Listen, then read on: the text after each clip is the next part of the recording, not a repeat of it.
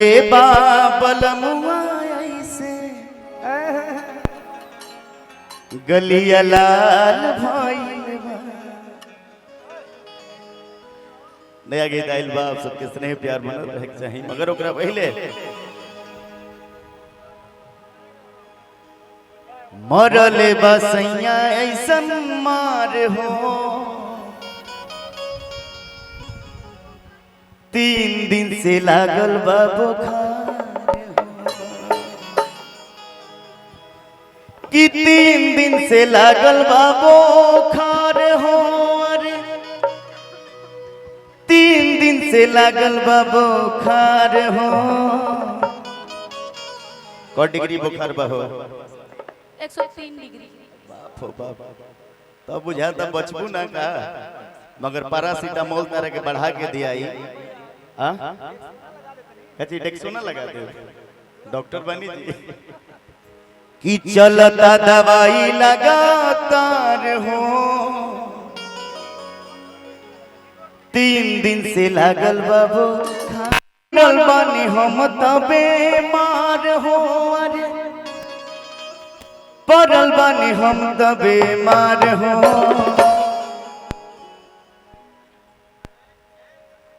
कि चलता दवाई लगातार हो, चलता दवाई लगातार हो, 3 दिन से लागल बा बुखार हो, 3 दिन से लागल बा बुखार हो।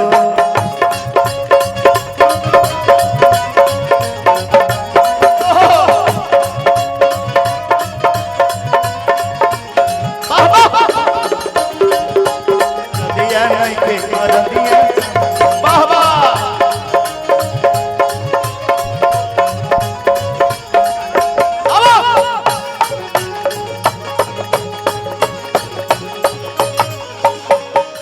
दरिया के गांव के डॉक्टर साहब से दिखाई, खाता नहीं दोनों बेरा दवाई।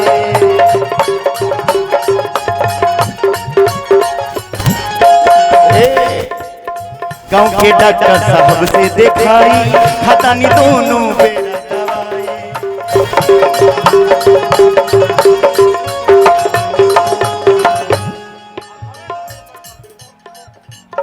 कि प्रकाश से भइल बा हमके प्यार हो, अरे प्रकाश से भइल बा हमके प्यार हो।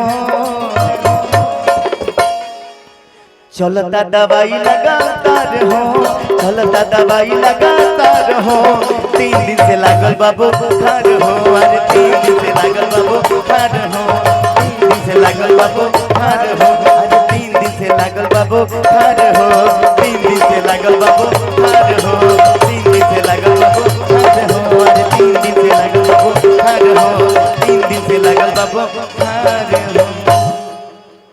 ये है अब एकदम दनादन रहेगा बा। हाँ, लाइव पैटर्न के गीत बा, नया गीत बा एकदम बिल्कुल। अपना चैनल पर, हमारा चैनल पर वाला बा, मगर यूट्यूब वाला भैया पहले ही पड़ जाए तो कोनो दिक्कत नहीं है। बोलो भैया हम चाहत कि जितना भी हमार प्रशासन के लोग बा, आप सबसे निहोरा बा कि आप सब जाके भोजन कर लीजिए। भैया का आदेश है कि आप सब भोजन कर लेंगे। हो गया है सर, धन्यवाद, बहुत बहुत धन्यवाद। एगो बड़ा बढ़िया और सब्जी बात कहनी, मगर बाद में तारा खाती स्पेशल कहे नहीं, मगर एगो नया गीत बा सिमरन अंजलि, बहुत बढ़िया। हाँ, 2 रिलीज भइल बा। हाँ, नथुनिया 2 एक लाइन, मगर ओकरा पहले पवन भैया के एक लाइन गाना है।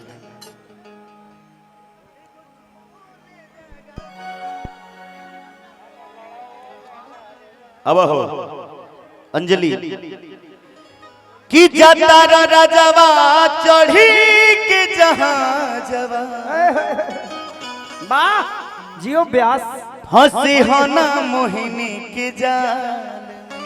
वाह वाह वाह, क्या बात। यही अंजलि के पति प्रदेश कमाई जाते, बहुत तरीके राजा जी जाके रौरा बहरा में बदल मत जाए। भैया हमने के बीच में देखन में छोट लगे घाव करे गंभीर।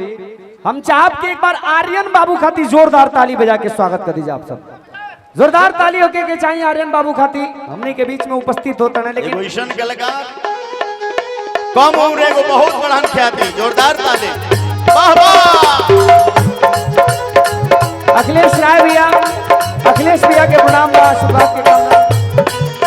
दीपू भैया द्विवेदी जी हमने के बीच में क्या बात।